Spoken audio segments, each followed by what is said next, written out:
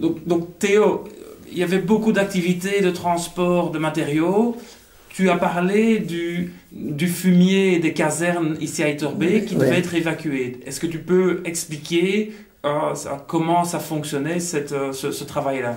Ben, il y avait toutes des séparations, des lots. Et alors, il y avait une journée il y avait une vente, comme une vente publique. Et alors, il disait le numéro autant, il demandait autant, le paysan soulevait sa main, donc il avait le lot. Parfois, il y avait discussion sur 2, 3 qui voulaient le même, mais alors c'était jugé avec un marteau, enfin, et il dit, monsieur Allo, monsieur Thèse, ou c'est pour monsieur Allo. Et alors, il avait le lot, et c'était aussi 24 heures pour décharger, enlever ton fumier. Et pourquoi est-ce que ton père, monsieur Thèse et les autres achetaient ce fumier? Qu'est-ce qu'ils faisaient avec ce fumier? C'est pour leur champ. Hein. Ah oui, donc c'était vraiment pour l'engrais, pour leur champ. Hein.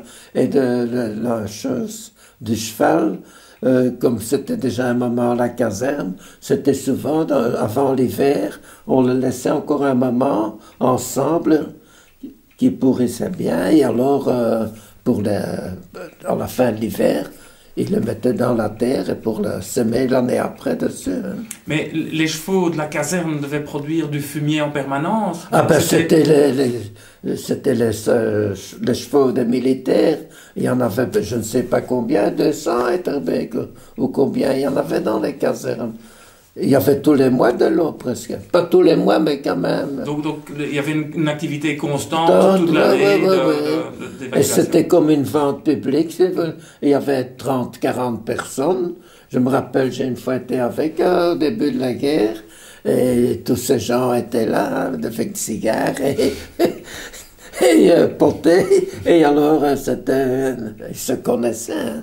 Et souvent, c'était aller boire un verre à la clé, quelques-uns qui se connaissaient bien. C'était de mauvaises journées, parfois. Et tu te souviens des quantités qui étaient vendues? Ton père avait besoin de combien de volume pour c'était un lot. Tu devrais l'enlever. Si tu n'étais pas enlevé, 2 jours après, on versait dessus. Ça ne t'appartenait plus.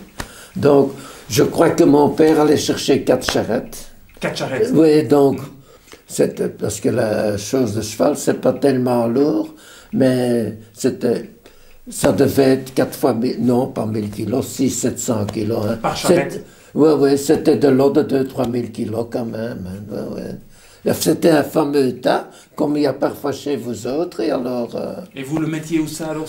Sur le jardin, directement au champ. Hein. Directement au champ, en préparation pour... Oui, on le mettait sur un tas, et alors quand il tournait la terre, on devait aller l'ouvrir. Donc c'était aussi un gros travail, parce qu'aller chercher 4 charrettes au cas où... Ah oui, ça se passait le même jour en général. Hein. Ouais. Donc une très longue journée. Oui, c'était une demi-heure pour aller, ou 3/4 d'heure, et 3/4 d'heure pour revenir. Et en général, c'était assez vite chargé, parce que c'était quand même tout près. Hein. Et vous preniez la même charrette que celle utilisée pour le charbon? Non, c'était... Le charrette pour le charbon, c'était une grande qu'on mettait des panneaux sur le collet. Je crois que j'ai encore une photo de cette charrette. Ouais. Tandis que pour le fumier, c'était plutôt une charrette fermière? Oui, plus bas. Et je ne sais pas quoi, un chariot, si tu veux. Mais avec 4 roues aussi, quand même.